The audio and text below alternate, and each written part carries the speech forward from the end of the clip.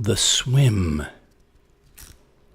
In a hidden glade, half a mile's midsummer walk under leaf-lush trees, you slip out of a day's clothes and cares to refresh your lithe body in the cool caress of the pond's delicate, dappled waters.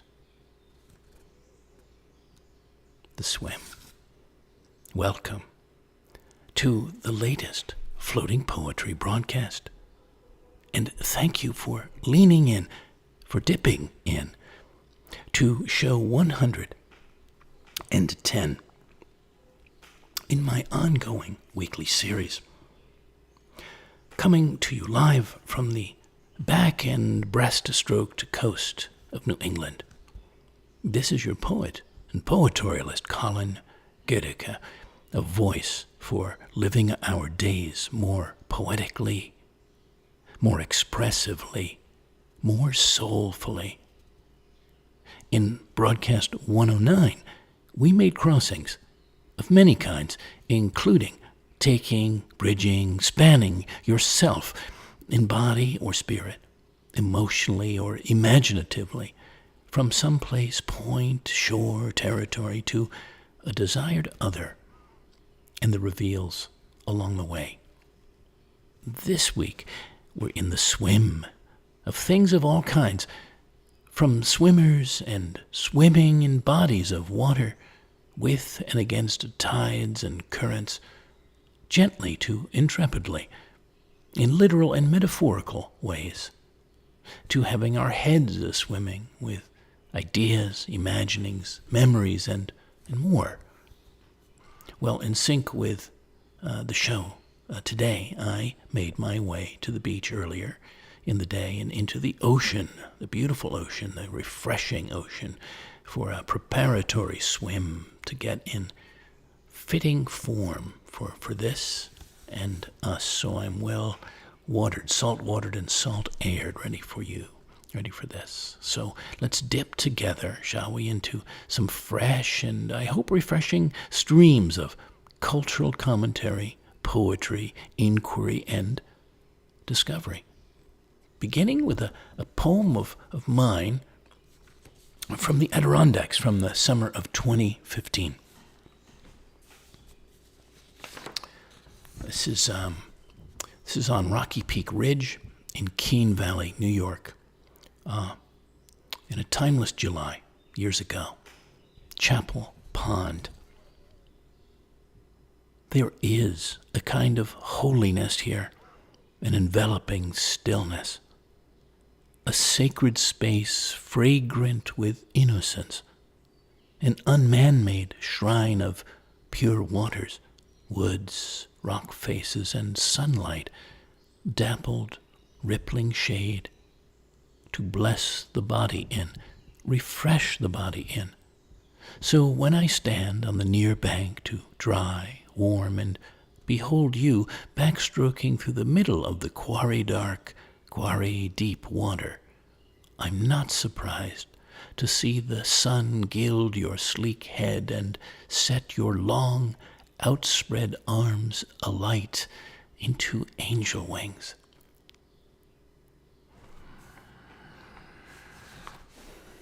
Chapel Pond. This is a poem by an Irishman, Derek Mann, H-O-N. Starts with a quote from Montale. The only reality is the perpetual flow of vital energy. This is a swim in County Wicklow. Spindrift, crustacean patience, and a gust of ozone. You come back once more to this dazzling shore. Its warm uterine rinse, heart-racing heave and groan. A quick gasp as you slip into the hissing wash, star-cluster, dulse, and kelp, slick algae, spittle, froth, the intimate slash and dash, hard-packed in the seething broth. Soft water-lipped, soft hand, close tug of origin, the central writhe and snore of maidenhair and frond. You swim here once more, smart as a rogue gene. Spirits of lake, river, and woodland pond preside mildly in water never troubled by wind or tide, and the quiet suburban pool is only for the fearful. No wind wave energies where no sea briar grips, and no freak breaker with the violence of the ages comes foaming at the mouth to drown you in its depths. Among pebbles, a white conch worn by the suck and crunch, a sandy skull as old as the centuries, in cold and solitude reclines where the moon magnet shines. But today you swirl and spin in seawater as if creatures of salt and slime and naked under the sun, life were a waking dream, and this the only life. Thank you, Derek Mann. Well, let's enter the calming waters together. Maybe imagine yourself here. This is on the Yucatan coast, Mexico. Debajo de mar en calma, under the calm sea. Underwater lies a luminous world where strands of light waver through the green glassiness, where your skin softens and glows, and all your limbs move slowly as in a dream. Below the surface, tender currents caress your body. Above, a warm breath plays on your neck and face as you sweep half-open eyes over the floating landscape.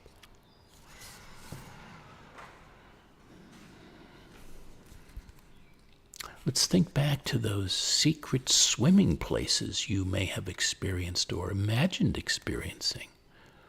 This was one of mine from Woodstock, New York, one April, decades ago, under the waterfalls.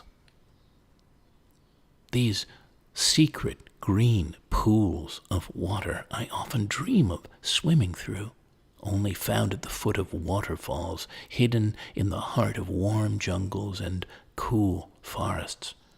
Mint green, myth green water, purified from far above, clear and quiet below the thundering and froth of fast-falling branches of rivers and lakes that pour away like so many bottomless pitchers into these deep stone bowls of lemongrass green water. Under the waterfalls. Amy Lowell has this lovely poem, The Broken Fountain, swimming with so many beautiful elements. Oblong, its jutted ends rounding into circles, the old sunken basin lies with its flat marble lip an inch below the terrace tiles. Over the stagnant water slide reflections, the blue-green of coned yews, the purple and red of trailing fuchsias dripping out of marble urns, bright squares of sky ribbed by the wake of a swimming beetle. Through the blue-bronze water wavers the pale uncertainty of a shadow. An arm flashes through the reflections. A breast is outlined with leaves. Outstretched in the quiet water, the statue of a goddess slumbers. But when autumn comes, the beech leaves cover her with a golden counterpane. Amy Lowell, thank you. That was from her Pictures of the Floating World collection, 1919. Well, I came across this for us in The Marginalian. It's a book, The Joy of Swimming, an illustrated celebration of the water as a medium of bodily, mental, and spiritual movement. From the history of the bathing suit to Rumi, a loving homage to aquatic bliss. It's artist Lisa Congdon, a celebration of our love for getting in the water, the joy of swimming. Well, from profiles of trailblazers like Gertrude Ederle, the first woman to swim across the English Channel, who I'm going to mention in a little bit, and everyday swimming aficionados across all walks of life, to curious water-related trivia, to the history of swimming ephemera and architecture, the book is a jubilant ode to our relationship with the water. Well, now that I heard about this, because I didn't know about it, I'm keen to read it, and you might be too. One August, years back, on Long Island's South Fork, but at other times and places for me since, a sunset swim, a wonderful sunset swim, a salty absolution by the seaside at the end of a sweltering day, waves breaking from shaded water into banks of white hydrangea, a sandbarred floor soft under sea-dancing feet, clarified water cool and renewing as I wade, then plunge under the last gold and pink light of day dissolving into night. Sunset swim. Well, what are your memories of sunset or sunrise or moonlit swims? What have they been, dear listeners? Yours. Once on the Mayan coast, I watched and mused on this small scene poolside at a little hotel I loved to stay at for many years on the beach, many years in a row. And maybe it takes you back to watery childhood moments also, or watching your own little children swimming, learning to swim. This is the little diving girl. La pequeña que bucear. The diving girl circles clockwise around the turquoise pool like a sweet little second hand. Face goggled, torso vested, neck to hips, she hops onto the blue tongue of board and baby steps out to the edge, her little girl hands wiggling like anemones. On the way, she pauses more than once, sometimes putting hand demurely to lips, then pops off with a perfect belly flop into the pool, and dog paddles like the Dickens straight to the ladder, where she clambers up and starts all over again. The little diving girl.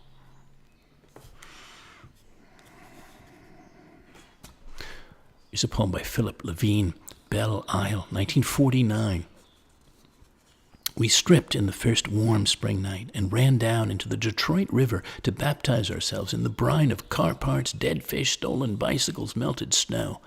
I remember going under hand in hand with a Polish high school girl I'd never seen before, and the cries our breath made caught at the same time on the cold, and rising through the layers of darkness to the final moonless atmosphere that was this world, the girl breaking the surface after me and swimming out on the starless waters toward the lights of Jefferson Avenue and the stacks of the old stove factory unwinking, turning at last to see no island at all but a perfect, calm dark, as far as there was sight, and then a light and another riding low out ahead to bring us home, or boats maybe, or smokers walking alone.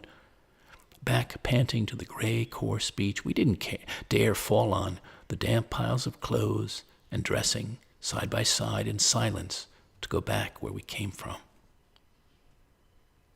Thank you, Philip Levine. Christopher Martin, Girls That Swim. I like girls that swim. They tend to have firm, well-shaped stomachs. They tend to have capable shoulders, round which they swing in and out of the licking water. Thank you, Christopher Martin.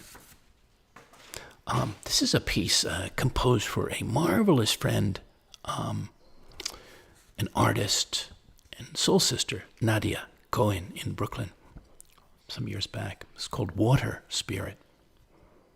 I know you are one, a naiad in only slight disguise, a spirit and body that knows its way, finds its way through many other waters, sweet but smaller, swims through deep wells, hidden springs, and dry spells, to the sea, always at last and best, to the sea, to that precious, boundless source of your solace and aliveness. Yes, a flowing water spirit, a salty wonder of a woman, worth discovering, worth honoring, worth mythologizing.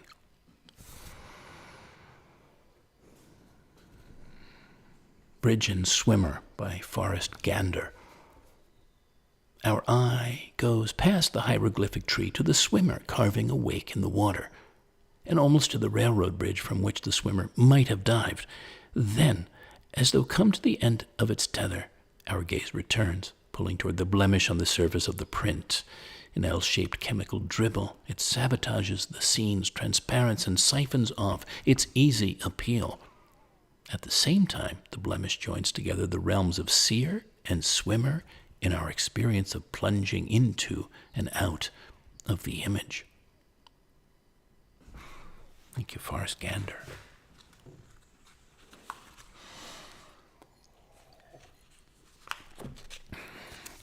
Well, I mentioned for a moment Gertrude Ederle, and she crossed the English Channel in record time in 1926. This is from Britannica.com. By age 20, she had already had an admirable swimming resume, having won a gold medal and set a world record in the 4 by 100 meter freestyle relay and won 2 individual bronze medals in freestyle events at the Paris Olympics in 1924. After that, she set her sights on becoming the 6th person to successfully cross the English Channel and the first woman to do so. There were doubters, of course. Several failed attempts by women had caused many to speculate that women just weren't up to the hardships of swimming the Channel. But on August 6, 1926, she proved them wrong in spectacular fashion, completing the swim in 14 hours and 39 minutes, nearly 2 hours faster than the fastest male time. Her welcome on the English beach? An immigration officer who demanded to see her passport. Well, bravo to her. Whatever they asked her about at the time. I definitely was interested in sharing some things about wild swimmers and swimming. And so I'll give you 2 things. One, this is from The Guardian in the UK. There's a long line of noble wild swimmers from the, quote, polar bears, I'm sure many of us would know, who assemble at the Serpentine in London and elsewhere, to the historic figures who have immersed themselves. Benjamin Franklin was apprenticed as a young man in London, where he was addicted to swimming in the Thames. Once on a boat trip to Chelsea, he demonstrated his skills to the company on board, stripping off and swimming back to Blackfriars. Well, there were political swimmers like Mao Zedong, whose 10-mile swim up the Yangtze in 1966 reinforced his display of power prior to the terrors of the Cultural Revolution. Poets, too, love a wild dip. Charles Baudelaire claimed that swimming in the sea was equivalent to 1,000 kisses.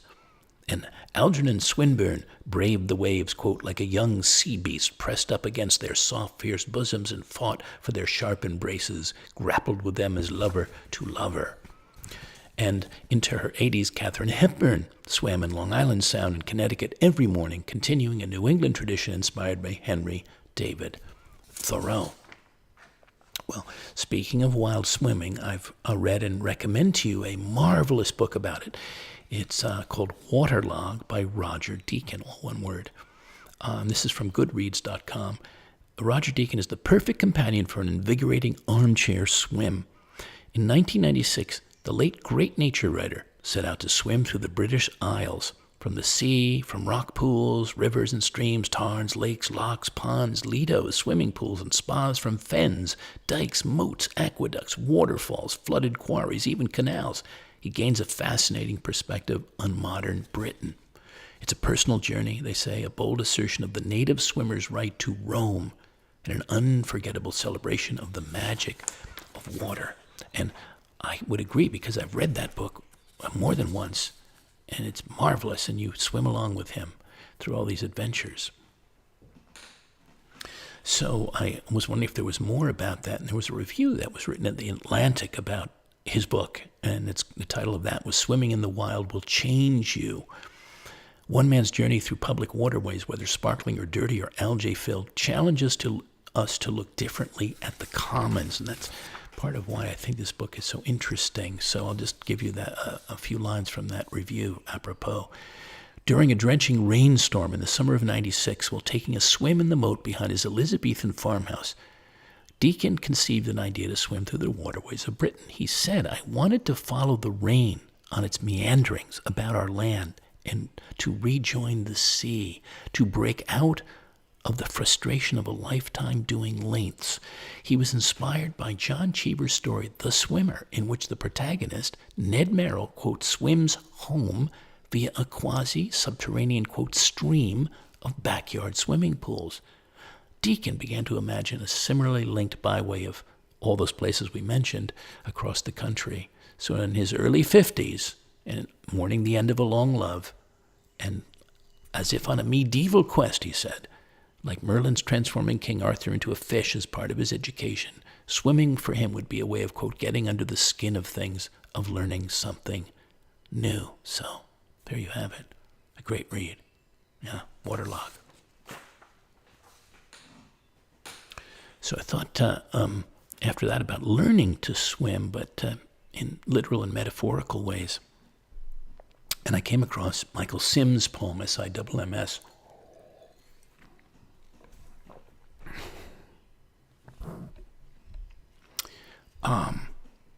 The Summer You Learned to Swim.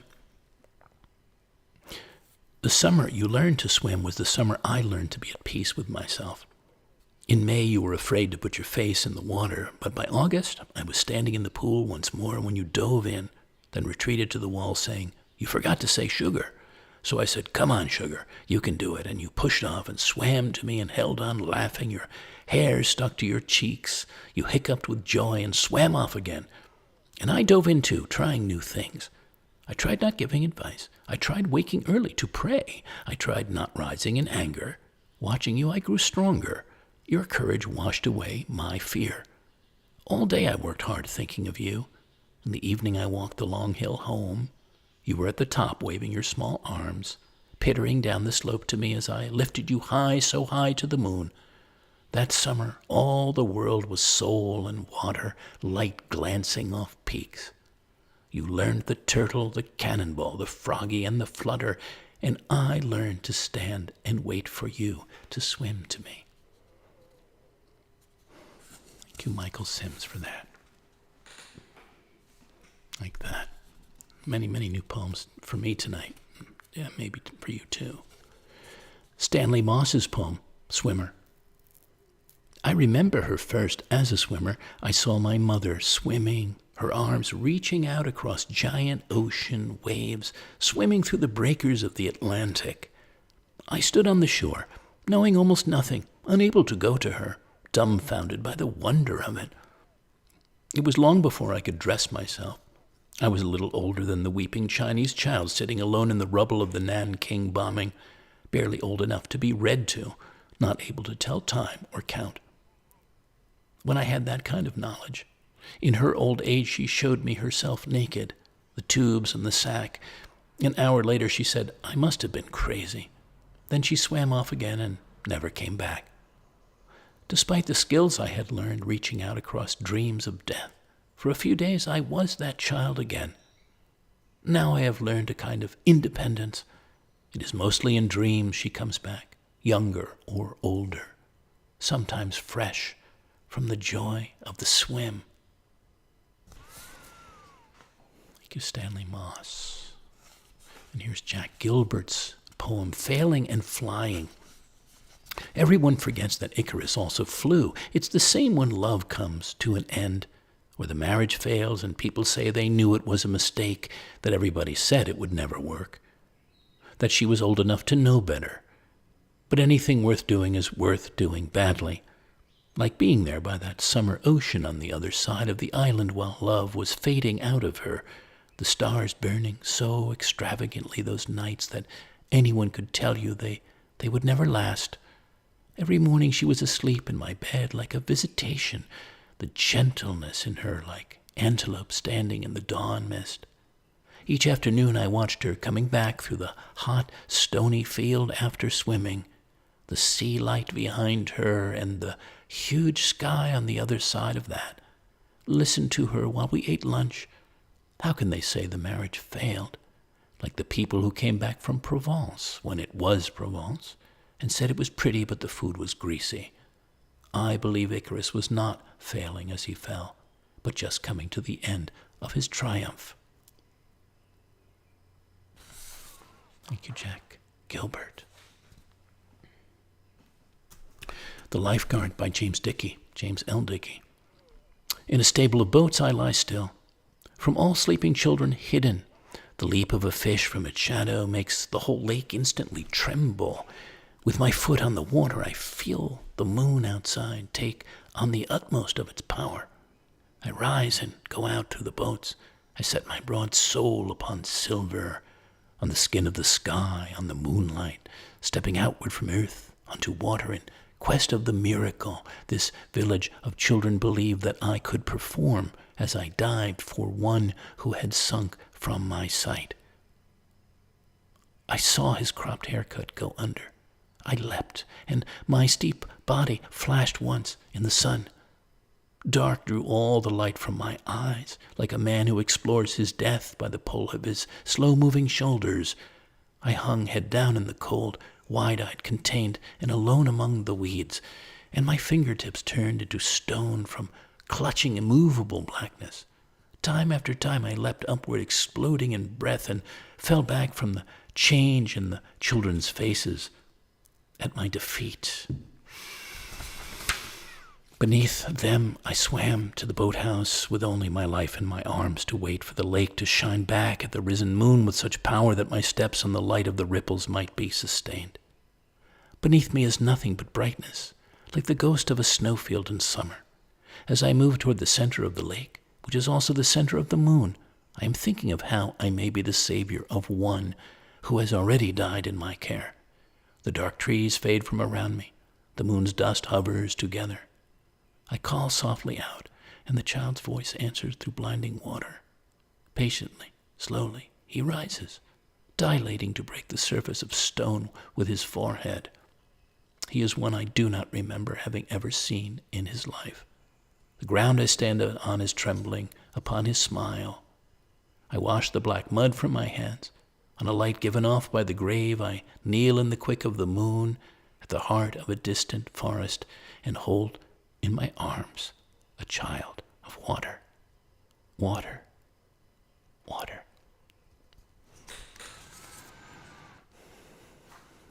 Thank you, James Dickey.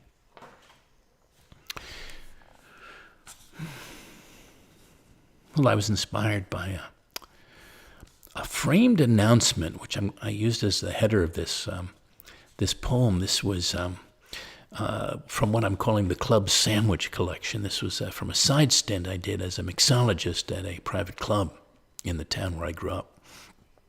And this was the announcement that was framed. Swimming races will be held at the club Saturday, September 13, 1930. Were held for boys and girls who long since swam their last race, but stroked and sported well that mid-September afternoon. Novices, juniors, intermediates, and seniors alike claimed their suitable prizes, toweled off their lithe summer brown from Bay Head, East End, and Cape Cod bodies around the bright blue pool, sipped club sodas, the seniors' gin fizzes, on a day all right with their world, far from any thoughts or hints of depression. Swimming races will be held.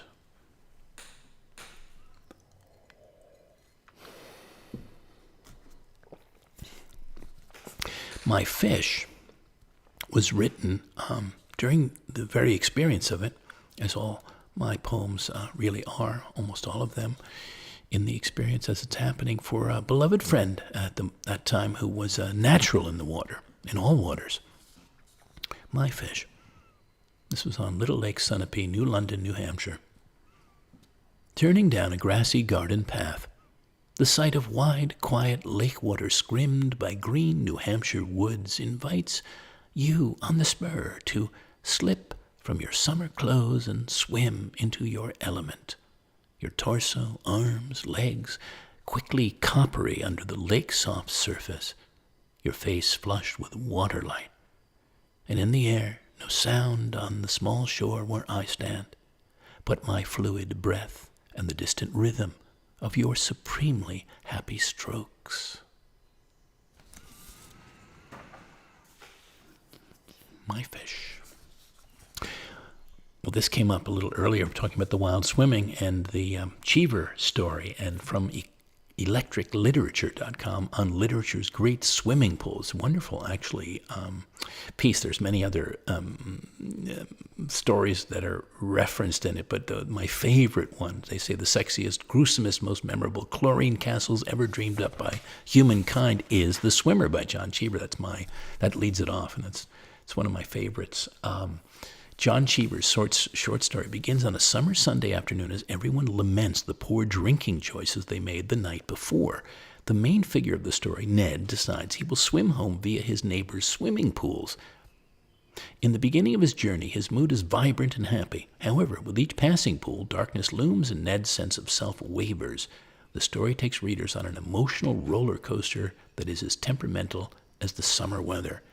Absolutely wonderful story, and an even, I think, more amazing film from 1968 that Burt Lancaster produced and acted in by the same name, The Swimmer.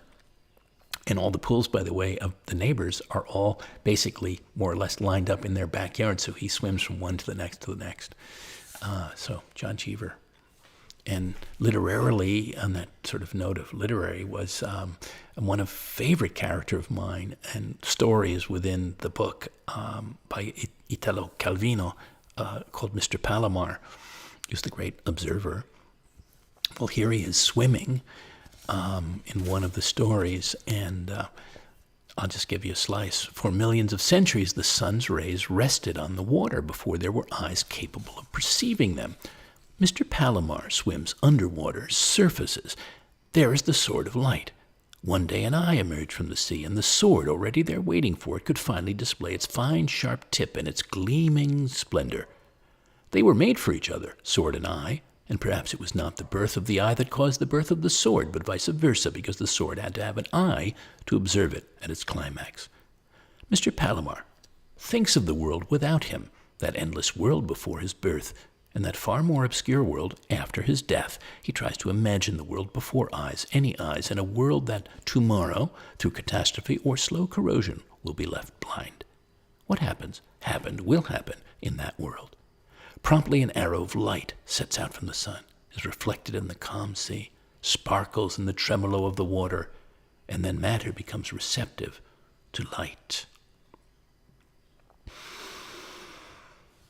Is differentiated into living tissues, and all of a sudden an eye, a multitude of eyes, burgeons or reburgeons. Now all the sailboards have been pulled ashore, and the last shivering swimmer, Palomar by name, also comes out of the water. He has become convinced that the sword will exist even without him. Finally, he dries himself with a soft towel and goes home.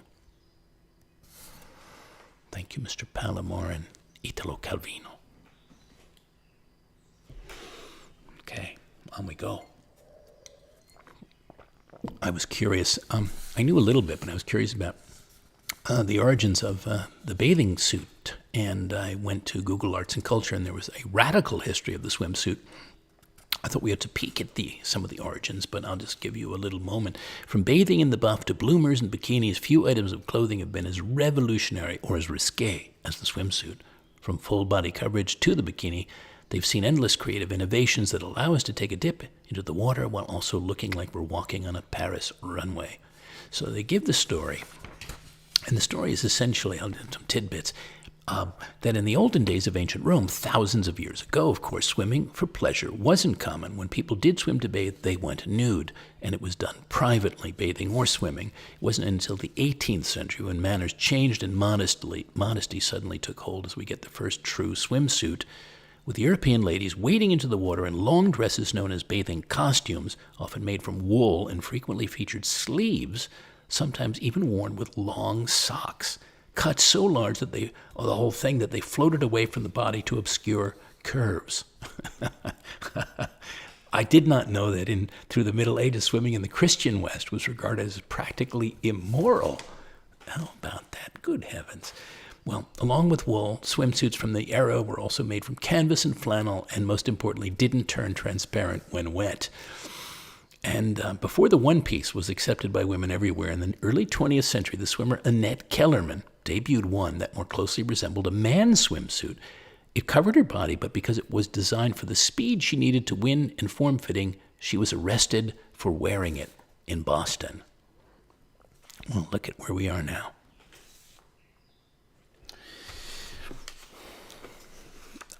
This is from the French Riviera, a poem of mine from October of 2003. It's a swimsuited poem, I guess we could call it, though I will admit to loving, wherever possible, to swim in just my birthday suit. This is a maillot de bain. Splashing around the streets of the French Riviera, searching for a maillot de bain, classic in blue, to slip into a certain style with, the kind of suit les hommes bronzés would display in the Baie des Anges for Lartigue to photograph, a way to swim back in time, in timelessness. Well, my friends, when was it time you swam naked somewhere and felt wonderfully or erotically or secretively about the experience?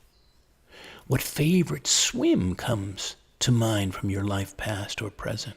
A special place, a perfect setting, or set of circumstances? Do you remember learning to swim? What was it like? Who taught you? Were you excited? Were you scared? What feelings or dreams, desires are swimming inside your body, your mind, your being lately or right now, as we swim along together through this show, through these sharings?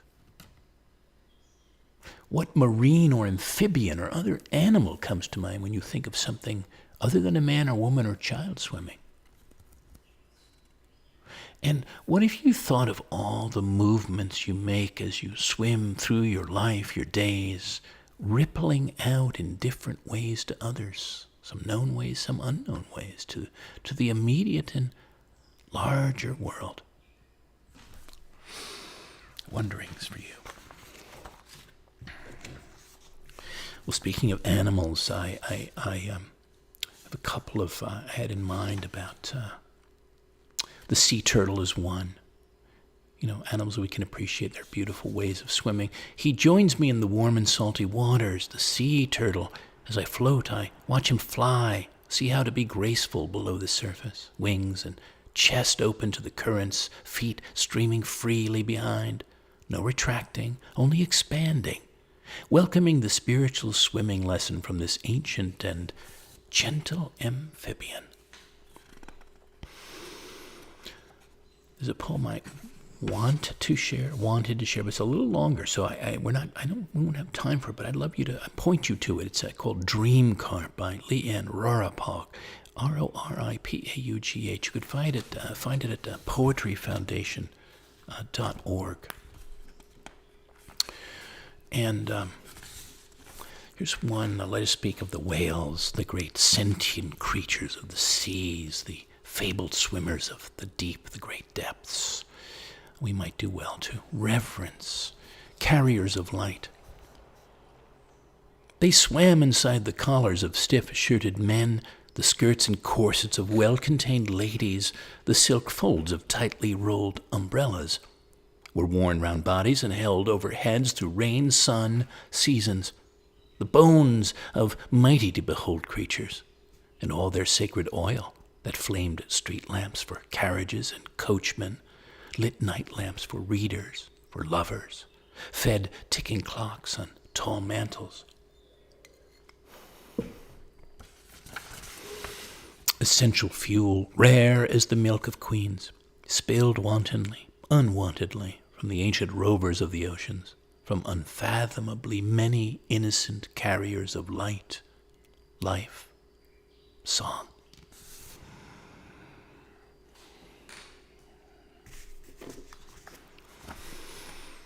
Peg Boyer's poem, Playa Colorada.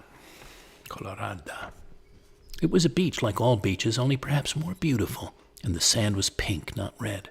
We would arrive in caravans, hampers overflowing with food and drink like Aziz and his party on the way to Malabar. The colonials and their servants away on an outing. We would stop under thatch umbrellas, towels, and tablecloths spread out against the sea. My mother in her skirted swimsuit, surrounded by fathers of other children, her olive skin lit through her straw hat. They would laugh and drink beer and leer while the children did the usual beach things, boring futile tunnels to China, running at waves and then away, daring each other to be swallowed. I would go out by the forbidden rocks and pick off oysters, then give them to the men to pry open, cover with lime juice and suck dry. Once I saw my mother sucking an oyster out of another daddy's hand. Her dappled face bobbed and smiled, and her tongue searched the shell for pearls. Thank you, Peg Boyers. Well, let's come back to some more of the aqueously metaphorical things, shall we, for a moment or two. Learning to Swim by Bob Hickok. At 48, to be given water, which is most of the world, given life in water, which is most of me, given ease, which is most of what I lack here, where walls don't part to my hands, is to be born as of 3 weeks ago, taking nothing from you, mother, or you, sky, or you, mountain, that you wouldn't take if offered by the sea, any sea, or river, any river, or the pool, beside which a woman sits who would save me if I needed saving, in a red suit, as if flame is the color of emergency, as I do need saving from solid things, most of all, their dissolve. Bob Hickok. Next is an honoring poem that I wrote as part of a very large poetorial for the 2017 America's Cup, the races in Bermuda at the time. And this was an honoring for New Zealand's boat and crew, Aotearoa and its team, learning to swim. In the wind, in the clouds, long, white, above the water, beyond the land, through weather and light, time and wonder.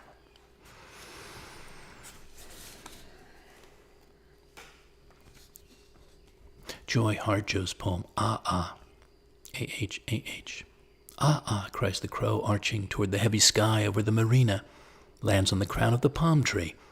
Ah Ah, slaps the urgent cove of ocean swimming through the slips. We carry canoes to the edge of the salt. Ah, ah, groans the crew with the weight, the wind's cutting skin. We claim our seats, pelicans perch in the draft for fish. Ah, ah, beats our lungs and we are racing into the waves. Though there are worlds below us and above us, we are straight ahead. Ah, ah, tattoos the engines of your plane against the sky, away from these waters. Each paddle stroke follows the curve from reach to loss. Ah, ah, calls the sun from a fishing boat with a pale yellow sail. We fly by on our return over the net of eternity thrown out for stars. Ah, ah, scrapes the hull of my soul. Ah, ah. Thank you, Joy Harjo.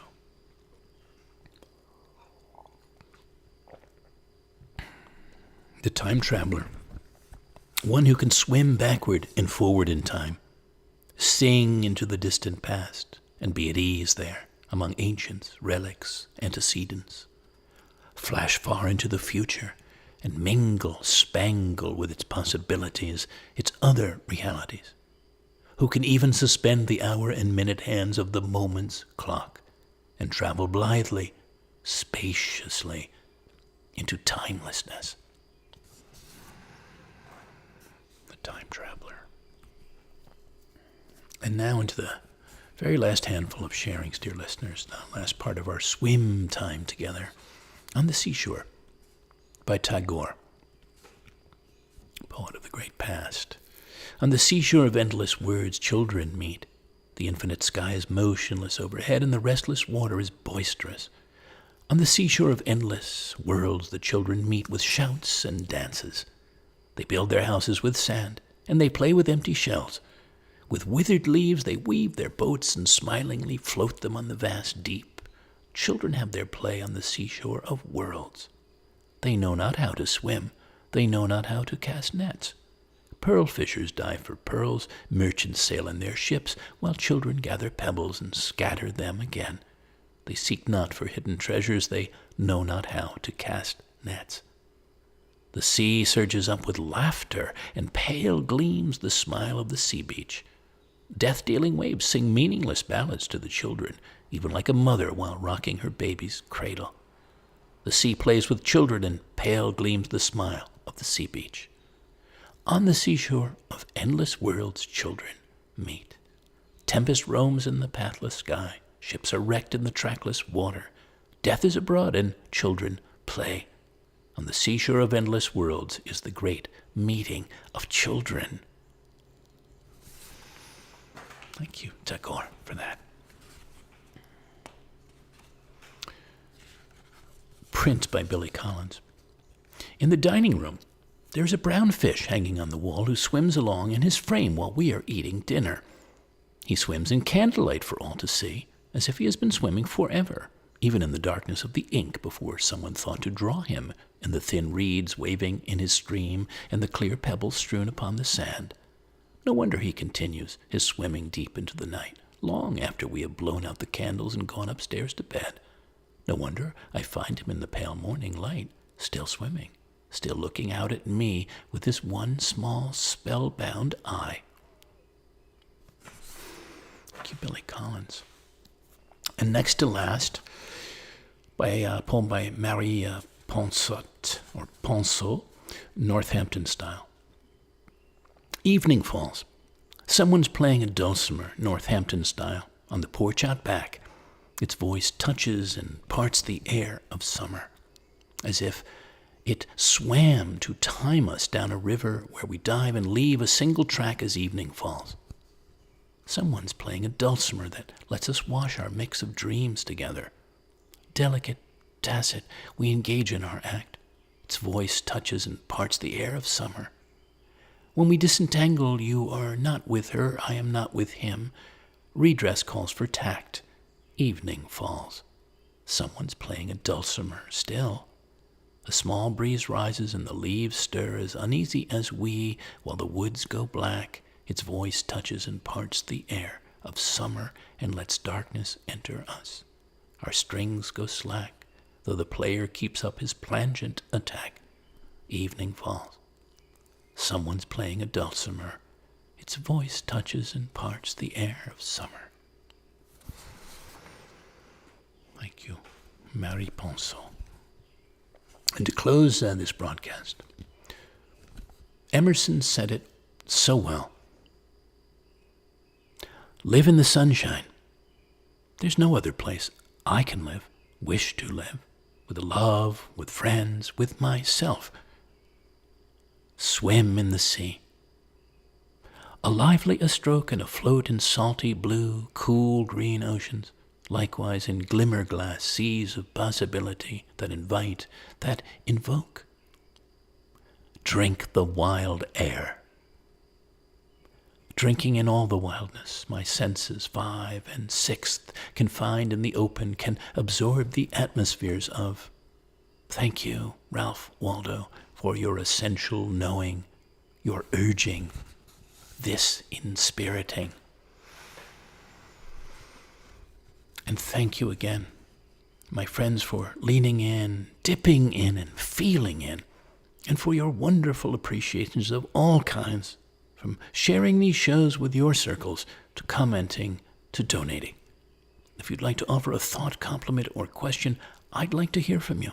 My email is colin@thepoetorialist.com. To give thanks with a contribution, you can donate by Venmo to Fivefold, Fivefold, at pipeline.com, or by PayPal, or directly through my site, thepoetorialist.com, and the Donate tab, or by mail to me at P.O. Box 1032, Westerly, Rhode Island 02891. Patrons can host me, if they like, from time to time as a working artist, a poet in residence on a given property for a given time, this summer, autumn, or winter, and create a new flight of poetic art dedicated to you. If so, email me with an eye to discussing the opportunity. I'm also open to being a virtual artist in residence, a poetic presence for an online community. Meanwhile, you can hear all the broadcasts online, on YouTube, on the floating poetry playlist. I hope you'll lean in again, soon again. Until then, dear listeners, stay in the swim of all good things, of the heart, the mind, the body, the spirit. Swim as freely and joyfully as you can through your days, well immersed in whatever waters of life and love, time or space you're moving through may come to. Goodbye for now, and good spirits.